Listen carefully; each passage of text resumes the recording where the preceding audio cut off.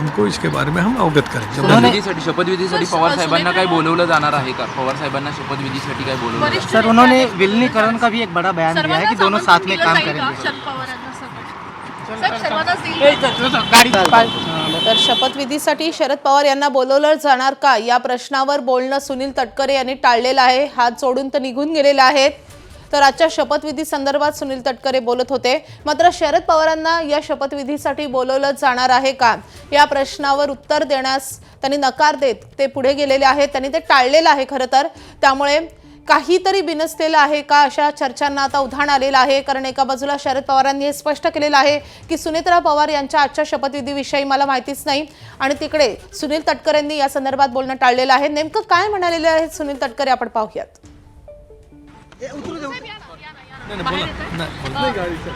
साहेब, शरद पवारांनी वक्तव्य केलेलं आहे की गेल्या 4 महिन्यापासून विलीनीकरणासंदर्भात चर्चा सुरू होती।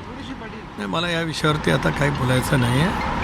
आज विधिमंडळ पक्षाची बैठक आहे, आम्ही सगळ्यांनी बसू आणि मग या विषयावरती नंतर आम्हाला बोलता येईल। पण शपथविधीबद्दल काही माहीत नाही असं देखील शरद पवार म्हणाले आहेत। एक तर विधिमंडळ पक्षाची बैठक दुपारी आहे।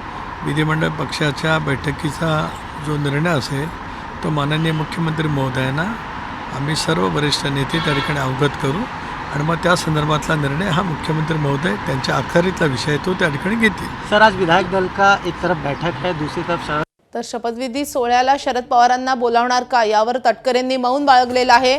त्याविषयी मला काही बोलायचं नाही असं ते म्हणतात। त्यामुळे तटकरे या संदर्भात थेटपणे का बोलत नाही असाही सवाल उपस्थित होतोय।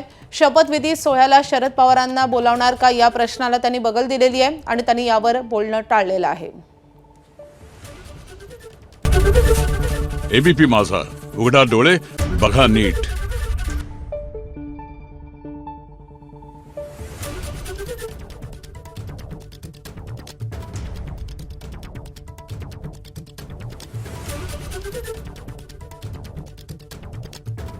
Thank you.